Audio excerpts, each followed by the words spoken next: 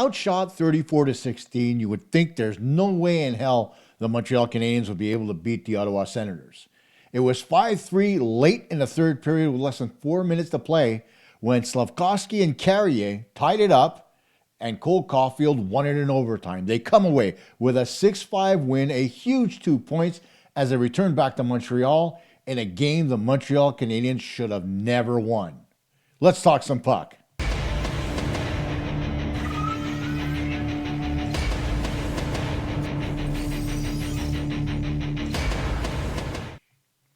Hey everybody, January 17th, 2026. Welcome to the postgame show here on PuckTalk Montreal. I am, of course, Kosta. And I've seen weirder games in my lifetime. This one absolutely takes the cake. In a game that went back and forth early and then saw the Ottawa Senators take a 2-goal lead. Yes, Ted Bird, the dreaded 2-goal lead. They blew it. Montreal ties it up and wins it in overtime. Unbelievable. And it's a game that the Montreal Canadiens just shouldn't have won. 19 shots total in the hockey game, 16 in regulation, and they managed 6 goals? Man, oh man, Ottawa's goaltending needs Linus Ullmark to come back. He was at practice today for them, so he'll be back sooner rather than later, but holy hell, man. It was ugly. It started early at 3:06 of the first period as we look at the highlights, as the Ottawa Senators have a propensity of taking bad penalties. Well, they took one early, and the Canadiens made him pay for it as Juraj Slafkovsky scores from the very little used bumper position to make it 1-0 for the Habs. There he is, one-timer from the bumper. Not the first time he's done it, shouldn't be the last either. Suzuki to Caufield, over to Slaf, bang, it's in the top corner, and it's 1-0 for the Habs. Then, towards the end of the first period, it was Cole Caufield's turn to score on the power play for the Canadiens. And this one was a fun one because Nick Suzuki does all the work along the boards. He muffed a pass and he lost control of the puck. Then on the boards, a little backhand as everybody was crowding on Suzuki. Caufield was left wide open and he slips it 5-hole on Maigec to make it 2-0 Habs. There he is losing the puck, and along the boards, there's a quick backhand. Oops. Looks like Chabot was too aggressive. Bang, they score. It's 2-0. Here it is again along the boards. Look at the work. Suzuki goes down over to Caufield, and he puts us right along the ice. Didn't lift it, didn't do anything, just slid it between the 5-hole, making it 2-0 Habs. That's how the first period ended. And I think everybody in Montreal was like, wow, pretty good. Canadiens were outshot 8-6. Wasn't a bad period. They took advantage of the 2 power plays that they had. It's all great, right? Move on to the second period, where Brady Xhekaj scores for the Ottawa Senators. At 42 seconds on a 5-on-3, Sanderson comes in flying. The puck comes loose. Xhekaj there, and he puts it home to make it 2-1. There it is again. They clocked Sanderson at 36 kilometers an hour as he was coming in. That's pretty impressive. Then the goal of the night, just 2.5 minutes later. Dirty, filthy, any adjective you want, as Tim Stützle goes between his legs and puts it home. The mistake here by Carrier, losing Stützle in the corner, and Stützle goes a la Matthew Tkachuk between the legs into the top corner over Monty's shoulder, who was in the RVH, and that made it 2-2. And have I told you I hate the RVH? But I digress. Then, as it looked like Ottawa had all the momentum, just a minute and a half later, Josh Anderson scores at 4:26 as he takes a long shot from the top of the circle, beyond the top, right near the blue line, that gets past Maigec as he was screened by his own player and by Gallagher, and it goes in short side. That made it 3-2 for Montreal. Everybody's breathing a sigh of relief. But in the second period, Montreal only got 4 shots. Yes, count them, 4. That was one of them. Then it was Dylan Cousins' turn to score on the power play at 15:31. Yeah, at 15:31, as he gets the puck here in the slot, wide open, and rips it past Montembeault, who was screened in front by Drake Batherson. And that made it 3-3. Not much of a screen, but Batherson was in his line of sight.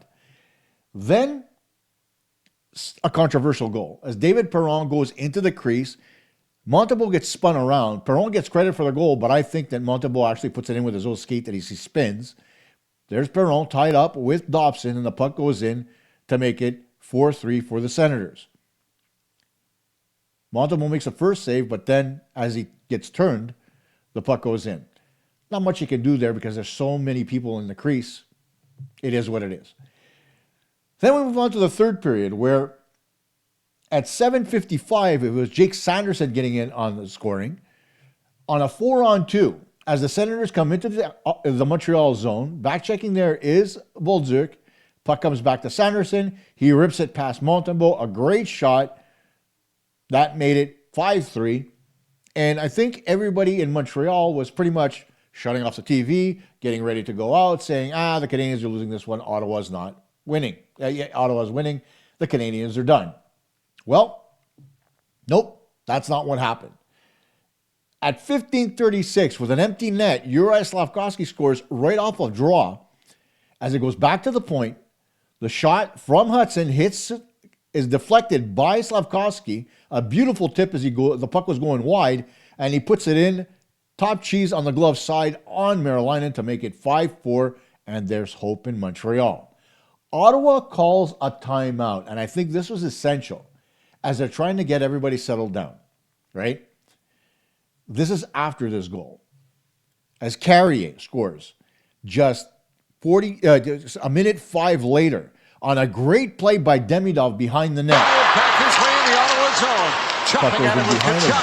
Here's Demidov for it. Demidov finds Carrier with a knuckle shot that goes into the top corner. It looked faster than it was. You're defending but he a put it one-goal into the lead. top You got to corner. stay underneath That him. made it 5-5, and everybody in Montreal celebrating as they tie the hockey game up.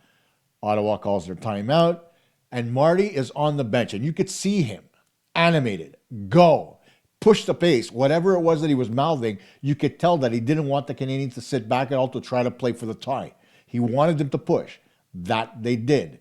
But there's one thing that the Canadiens know they can do, and that is they can dominate in overtime. The Canadiens get to overtime. And finally, at 33 seconds of OT, who else but the franchise leader in overtime goals, Cole Caufield, with his second of the night and the game winner, claps it by Marylainen. No fanciness on this. Got a piece of it. Caufield just wants to go home, bang, Sanderson and is Marylainen taking has to go right through him, and that makes it 6-5 for the Montreal Canadiens. Everybody gets into the corner celebrating with Caufield. The Canadiens win the game, another important 2 points against a division rival, and the Canadiens are coming home. But there's a lot to talk about in this hockey game. So because of that, we'll go to my game report, because there is a ton of topics we need to discuss in this game. It begins, sorry about that. It begins with the goaltending of Sam Montembeault. Despite the fact that he allowed 5 goals, he was getting peppered. And, you have the David Perron goal, which nothing he could do, as, Perron was in the crease and the puck was pretty much right there, but he got spun around. Dobson there as well, so that's probably why nobody wanted to challenge it. And then if you take a look at the other goals, the Xhekaj goal was a great one. Stützle's goal was absolutely filthy, in tight, between the legs. So you can't blame that one on Monty all that much, despite the fact that he was down in the RVH, which I hate. The only goal that I could really fault Monty on was probably the Cousins goal, because he wasn't screened all that much and he missed the puck. But you know what?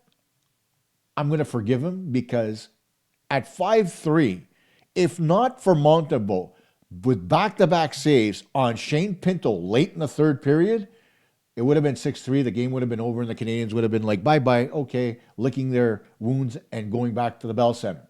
But that wasn't the case. Monty came up big. Monty made big saves when the Canadiens needed them. We haven't seen this from Monty all year. So it may not have been the quality of start that he's had in the past 4 games, but when the chips were down and the Canadiens needed a save, they got it. Really important. Great for Montembeault's confidence, as he knows, and like any goaltender, in his head, it might not be his best game, but he knows when his team needed him, he was able to provide exactly that. Save after save after save to give his team a chance to win. So great on Monty. If there's one thing I didn't like in this game, just like the game versus Buffalo, I thought Montreal spent way too much time along the perimeter. We know that they struggle against physical teams, and that's not to say that the Canadiens didn't battle through that checking way that the Senators were out there, for lack of a better term. I'm losing my words here, but during the second period, when the Senators really took control of the game, out shooting the Canadiens 14-4 in that period, and really getting a stranglehold on that game, the Canadiens got pinned along the boards more often than not and struggled to keep control of the puck. Whether it was deep in the zone, whether it was at the offensive blue line, whatever. They just didn't have an answer for the physicality that the Senators were bringing to the table. But bear in mind, the Canadiens are notoriously a really crappy second period team. So I don't know whether it was the second period low for the Canadiens or whether it was the Senators just turning it up a notch. Either way, it was a really bad period for Montreal, a really good period for the Senators, and it swung the momentum of the game completely. Not to say that the Senators and goal didn't really put the Canadiens behind the eight ball, but that second period could have been absolutely disastrous. 14 shots on goal. The Senators scoring on 4 of them. So a lot of people would have been sitting there saying, Monty allowed 4 goals in one period. Yeah, his team was not good. The ice was tilted towards the Canadian zone, and Monty did what he could. He stopped 10 out of 14 shots in that period. 3 of them were quality. 1 of them he should have been able to stop. But nonetheless, the Canadiens needed to be better along the half wall. They were not. And that's something that once they get back home, they're going to have to look at and really pay attention to as far as the details are concerned. You got to give a lot of credit here to Juraj Slafkovsky and Cole Caufield, both with a pair of goals in this hockey game, and Lane Hutson, because they were the offensive catalysts in this game. Slaf with a power play goal in the first, the deflection to make it 5-4, and of course Hutson with his passing, and then of course Cole Caufield with the second power play goal of the game and the overtime winner. Needless to say, there's not much more you could say about those guys other than congratulations. Suzuki had a good game as well. He took a beating in this hockey game.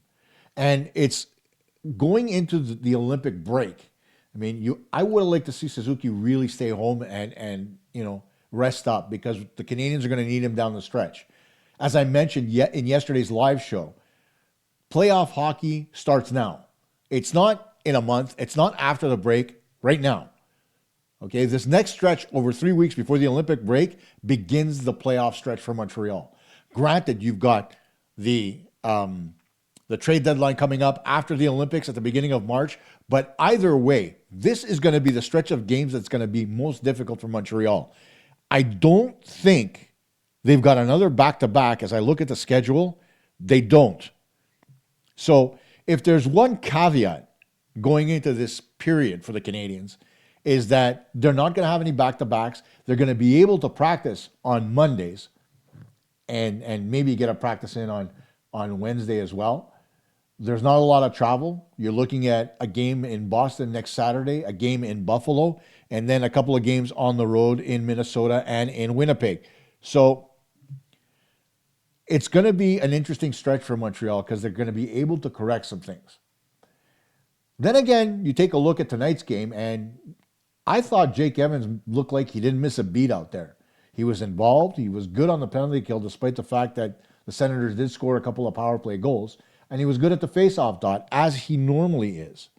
If I go back and I take a look at his stats for a second, as I go back, because I closed my screen for a minute, so hang tight.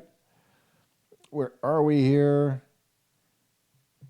In the event summary, let's take a look at Jake Evans. He was 56% at the dot. The Canadiens as a team were above 50% for the game, which is great. But during the second period, they had dropped from being at 60% in the first down to 46.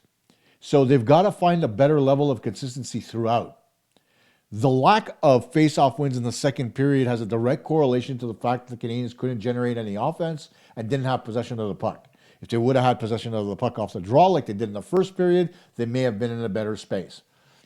But needless to say, Jake Evans played a very good hockey game. You got to give a lot of credit to Noah Dobson.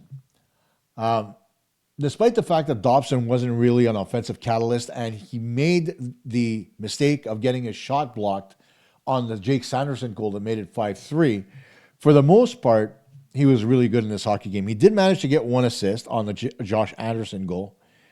But by and large, if you take a look at his body of work tonight, it was more on the defensive side of the game that I was impressed. On a 4-on-2, there's not much you can do. So I'll give him a pass on that. And on the goal that got behind Monty, I should say, that's one of those things that, you're trying to cover your man, you get in behind the goaltender. It's stuff that happens. I'm not going to lay too much blame on him for that either, because Perron was the one that skated into the crease. But after all that, if you take a look at Dobson and how he fought through his checks and fought along the boards to get pucks out, it was encouraging, right? It was a really good game for him. As it was for Caden Gooley. Gooley was out on the ice for 15:42. Not really a long period of time. But one thing you could say about Gooley is he's starting to show his physicality again. He's starting to move the puck, and he's starting to move his feet. If there's a thing that we all realize after somebody pulls their groin, or their adductor, as they like to call it, it's a bloody groin. The thing about Gooley is he's really tentative, right? And with good reason. When he was told early in the preseason that his groin was going to be fine and he just had a strain, when he pushed it a little too hard, it tore. And now, granted, he took a little bit extra time to come back to make sure that his groin was okay. But once you get into game action, you really think about how much that's going to hurt you. And so it's good to see him out there. Good to see him get a little bit more physical and get pissed off and take a penalty in the game too. So, I mean, I'm encouraged by it. I want to see more of Gooley.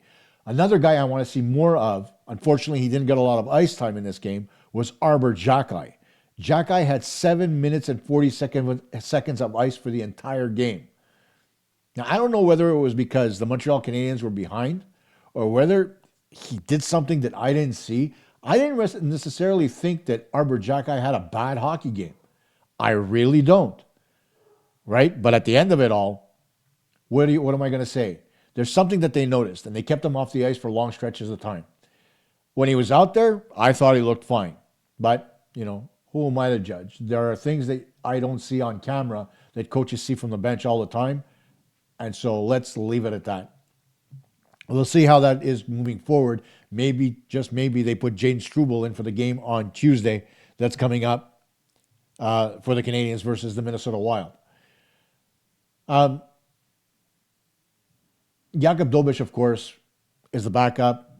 Jacob Fowler is in the AHL right now with Laval, and he didn't have a good start in his return. But there's something that was said in the news that really irked me a little bit, and that was from Sam Montembeault talking about Eric Raymond. And he's throwing flowers at Eric Raymond, and here's where I have a problem. You as a goaltender go down to the American Hockey League and you work with Marco Marciano, who's the goaltending coach for the Laval Rocket. You come back from that stint looking like your old self from last season. And here you are saying that you want to get more work in with Eric Raymond, and that's good for you. So having the 3-man rotation at the time was a good thing to be able to work with Eric. Eric Raymond continues to push that RVH. And whether you look at Dobeš, Fowler, or Montembeault, I find that they rely on being down on their pad against the post way too often, right? They don't have to be. The RVH is a good tool, don't get me wrong. You go post to post in the RVH, I'm fine with it. But once you get there and the puck's they're not threatening to shoot, get up. Stand on your feet. If there's one thing we know about Carey Price, for as good as he was a hybrid goaltender. He'd be down in the RVH. The minute the puck would come out beyond the goal line, he'd be up on his feet. I don't know why our goalie stayed down in the RVH. It bothers me, and I'd love to have an answer to it, right? Because as you saw tonight, down in the RVH, still put the puck up into the top corner and, tied the hockey game.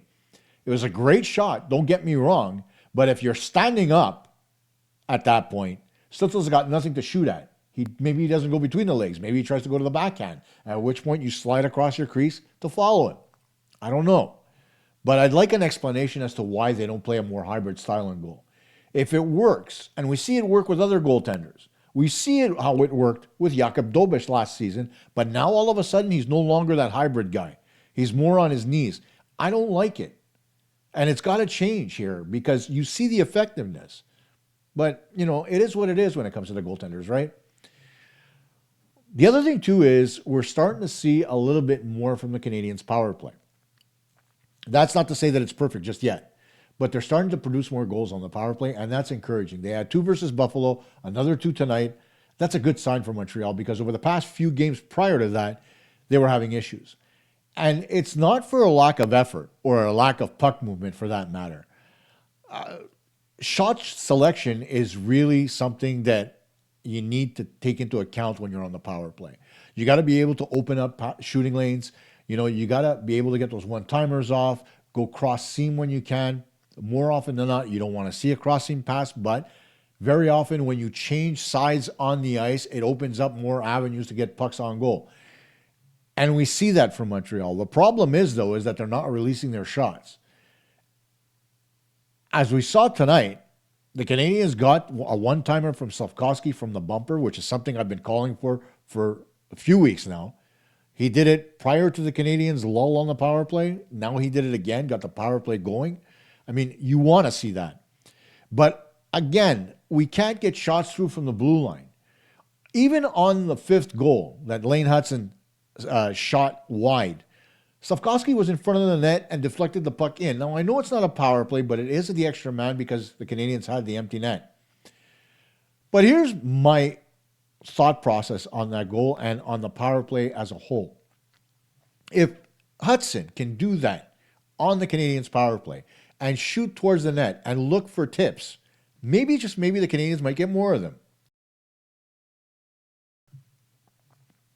That's not to say that it's the end-all be-all of Hudson's game, but it's something in his arsenal he needs to use more. He doesn't have the hardest shot in the world, and it's not the most accurate. But the thing about it is, more often than not, when he shoots from the blue line, he gets pucks through. And that's the most important part of the power play. Get pucks through, look for tips, get second chance opportunities. It's simple, right? And if you don't use that shot from the blue line, then what happens is everybody else tunes out and looks at the flanks or below the goal line. And they really don't pay attention. And you take your odd man advantage away. It's as simple as that. So Hutson has to do what he did tonight as far as shooting the puck at the net. He's got to be more proactive with it because it benefits the Canadiens, right? And the other thing I wanted to bring up in this hockey game as far as the game report is concerned is the fact that the Canadiens just didn't deserve to win this game. You can't say that the Ottawa Senators outworked them because the Canadiens just didn't play very much in this game. They did early, but that was because of a couple of power plays. And their top players, they scored on the man advantage. They scored in overtime, but at 5-on-5, they really struggled. And it's starting to become a little bit more of a trend. The Canadiens have been, even when they were the worst team in the league, right? They might have been 32nd, but if there's one thing they could always count on, it was their ability to score at 5-on-5. And now, granted, the Canadiens are still one of the best scoring teams in the league. I get that. But at 5-on-5, they definitely need to be better. If you can be dangerous at 5-on-5, like the Canadiens were early on in this season, then teams have to pay attention to it, and they're not as aggressive because you make them pay for their aggressivity. If Montreal could get a few more goals at 5-on-5 and force teams to defend a little bit more, they'll be in a much better place. But we'll see how that transpires over the next week. So now, moving away from the game's analysis and looking forward to next week, the Canadiens are playing the Minnesota Wild, the Buffalo Sabres again at home, and then, of course, they're going to Boston to take on the Bruins. So another 2 games in the Atlantic Division. That's not to say that the Minnesota game isn't important, but the 2 games coming up on Thursday and Saturday for Montreal are uber important, especially when you're looking at the Buffalo Sabres, who are right on the Canadiens' tail now, just a few points back, and the Boston Bruins, who are also chasing the Canadiens. I mean, we'll look more in depth at a few stories tomorrow in tomorrow's show, but overall, right, I know everybody's happy with the result tonight, but I'm not happy about the way the Canadiens got there. Sure, they showed a lot of character, but this should have been a game where the Canadiens played a lot better versus the Senators, right? As I mentioned in the preview show, if there's one thing the Canadiens needed to do versus the goaltending of the Ottawa Senators, they needed to pepper the goaltender with shots. That should have been item number 1 on tonight's game plan. And while it may have been, the Canadiens didn't execute at all. And you could come out and say, you know what, you can blame Marty a little bit. If he didn't put it in the game plan, then yeah, you can blame him. But it should have been part of the game plan because Merlainen is not a very good goalie, and James Reimer has not played a National Hockey League game in I don't know how long. So, I mean, something's got to give here. And something's got to get better, whether it's the player's execution or whether it's the coaching staff being able to have some teachable moments, right? And it's important that the Canadiens get some practice. Now, obviously, tomorrow is going to be an off day as they come back home after their road trip, which was 3 games. You give them a little bit of a break, and then you get right back at it on Monday as the coaches prepare on Sunday for what they want to bring to the table. I got to tell you, this next stretch of 3 weeks is going to be really important for Montreal, and I'll discuss all that tomorrow. I mentioned it already, but I think I got to save a little bit of subject matter for tomorrow's show since it's an off day. Thanks a lot for watching. Again, the Canadiens with a thrilling 6-5 overtime win versus the Ottawa Senators, a game that, again, I don't think they deserve to win. Put it in the comments. Let me know what you think. Do not blame the coaches for this game because it wasn't all on the coaches. This was on the players. Again, it's execution. Marty didn't tell them to play along the perimeter. Get that through your heads, right? I wanted them to play in the middle of the ice. When the Canadiens took control of the middle of the ice, they were dominant and played better than the Senators. But the Senators, for their part, they took the middle of the ice in the second period, and the Canadiens had no answer for it. And then they pushed the Canadiens to the outside, and the Canadiens had no answer for it. It's not on the coaches. You can keep telling the players stay away from the half wall, but it's up to the guys to stay away from that side of the from the boards. If they don't stay away from the boards and they keep trying to come into the zone along the half wall, they're going to get crunched, they're going to get checked, they're going to get pressured. Again, because they limit their space. But put it in the comments. Let me know what you thought about tonight's hockey game. Do you think I'm wrong? Do you think Monty did not play well? Let me know, because I thought he was fine, despite the fact he allowed 5 goals. The Ottawa Senators did get 34 shots overall, I believe, right? Where are we here? It doesn't even show me on that paper. Hang on. Was it 34 or 36? 34. 34-19 final shot. So tell me if you thought Monty wasn't good or whether he was good. I know Lady was, but throughout the game, do you think that he could have done more to stop more pucks? Do you think the Canadiens should have shot more? Obviously, with less than 20 shots in this game, the answer to that should be yes, but let me know what you think. And if there's something that you want me to discuss on tomorrow's show, since it's an off day and, it's open season on what we can say or what we can do on the show, let me know. And I'll try to address it as best I can. Thanks for watching. Of course, as always, be sure to subscribe. And thanks again, everybody, for watching the live show on Friday night. It was a blast. I know I lost my temper a little bit because I'm a coach and I defend coaches as I do. But overall, hey, I'm human, right? Ciao for now. We'll see you tomorrow night.